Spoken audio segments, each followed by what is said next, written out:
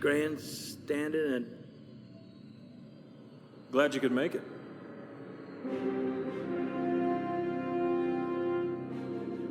Now, where am I exactly? Among friends.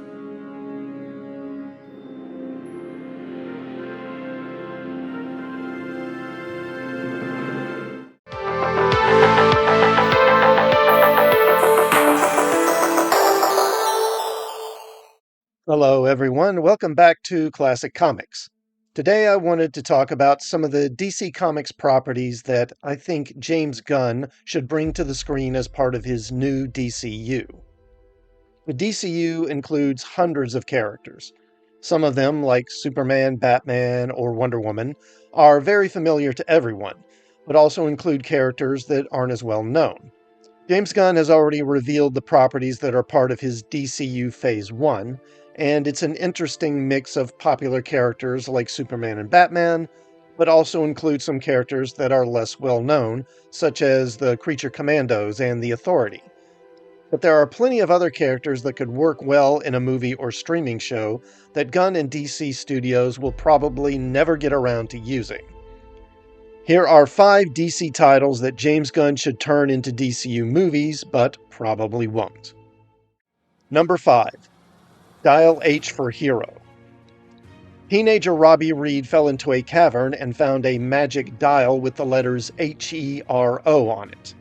When he dials the numbers in the right sequence, he transforms into a different superhero with a random set of abilities. Introduced back in the 1960s, the Dial H concept has been through a number of different versions over the years. In the 1980s, teenagers Chris King and Vicki Grant find a pair of dials in an abandoned home. These dials that resemble a watch and a medallion also transform Chris and Vicki into new heroes each time they use the dials. But now the change only lasts for an hour. More recently, new versions of the concept have had characters who gain powers by using the phone in a mysterious phone booth, and a version where there are multiple dials that have different types of effects. Because there have been many versions of the Dial H concept, and the dials have been passed through many different hands over the years, this is a property that could be easily used to include non-white characters without alienating the fan base. There have already been non-white versions in the comics. One of the gimmicks with the Dial H concept is that readers were encouraged to design their own heroes that the characters could transform into when using the dial and mailing them into DC Comics.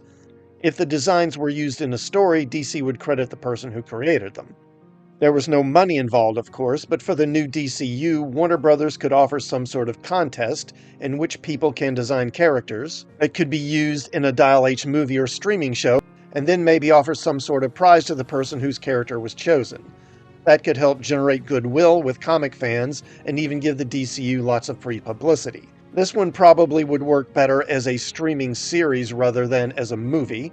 It would also make the stories more unpredictable, and part of the fun could be finding out what superheroes the character turns into. Hopefully Gunn will include this title somewhere down the line. Number 4. Night Force. Night Force, created by Marv Wolfman and Gene Colan, first appeared in 1982. Led by their mysterious benefactor, Baron Winters, the Night Force is a group of heroes who investigate supernatural mysteries and mystical threats. Winters, whose origins and motivations are not revealed, picks individuals to serve his agenda. While he generally serves the greater good, Winters isn't above manipulating and deceiving people who serve him. Winters lives in a large mansion that is similar to a TARDIS. It's larger on the inside, with endless corridors and doorways which open into different places and time periods, allowing Winters to send his agents almost anywhere in the past. Despite this, for some unknown reason, Baron Winters himself can never leave his mansion, forcing him to assemble teams of agents as the Night Force, which has a constantly changing membership. If handled the right way, the Night Force could add to the supernatural or mystical side of the DCU. It's easy to imagine the Night Force working with John Constantine or encountering other mystical characters like Swamp Thing or Morpheus. Like Dial H for Hero, I think Night Force would work better as a streaming show. Also, it could work easily on a smaller budget since there are no superheroes or villains, relying more on suspense instead of on lots of action and special effects. Number 3. The Warlord. Air Force pilot Travis Morgan, while on a flight over the North Pole, passed through a portal into the mystical world of Skartaris. There he becomes a hero and warrior who fights to protect the people of Skartaris from a variety of evil tyrants and sorcerers such as the evil wizard Deimos. Skartaris is a land of savage kingdoms, monsters, and even dinosaurs, where Morgan finds allies such as the warrior Machiste and the shapeshifter Shakira to help him fight for freedom and peace. Created by Mike Grell, Warlord is influenced by classic sword and sorcery tales as well as classic pulp stories by authors such as Edgar Rice Burroughs and Robert E. Howard. Including Warlord in the new DCU would open up a whole new area for adventure. In fact, Skartaris has technically already appeared on screen. The subterranean world connected to the Secret Sea that was shown in the first Aquaman film is actually supposed to be Skartaris. Over time, it was revealed that the inhabitants of Skartaris are actually descended from Atlantean refugees that fled there after Atlantis sank. The Warlord could provide a classic action hero with a different flavor than the standard superhero fare, and showcase a new and entirely different corner of the DCU. Number 2. Amethyst, Princess of Gemworld. Speaking of fantasy, the next character also adventures in the fantasy realm rather than fighting costumed villains. 13-year-old Amy Winston discovers that she is actually the daughter of the House of Amethyst in the mystical dimension of Gemworld. Amy was hidden on Earth as an infant after her parents were killed by their rival, the evil sorcerer Dark Opal. Unlike most DC characters, Amethyst is more of a fantasy property rather than a straightforward superhero. Gemworld is a land of wizards and knights, and the ruling houses of Gemworld are all named after gemstones: amethyst, diamond, ruby, etc.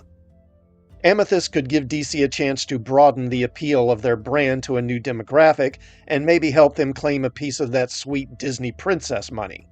And all the Amethyst toys and merchandising would have jewelry and gemstone themes and motifs.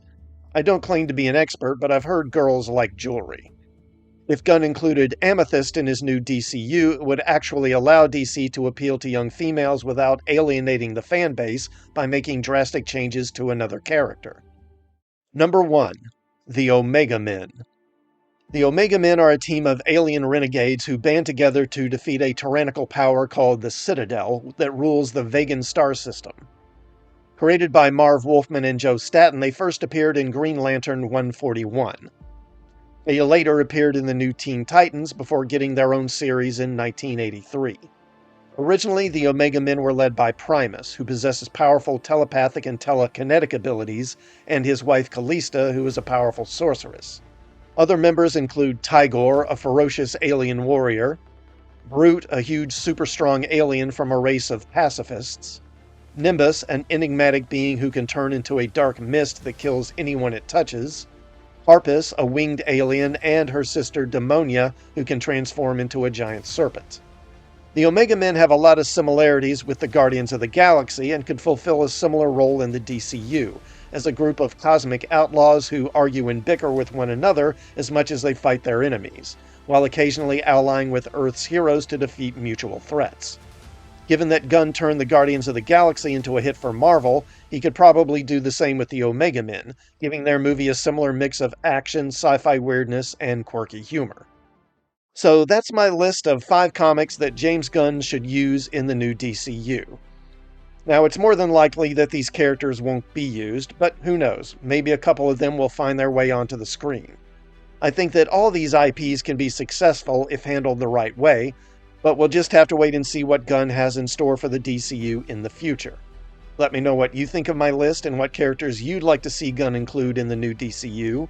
And please like this video, sub to the channel, and check out some of my other videos, and I'll see you all next time. Thanks for watching.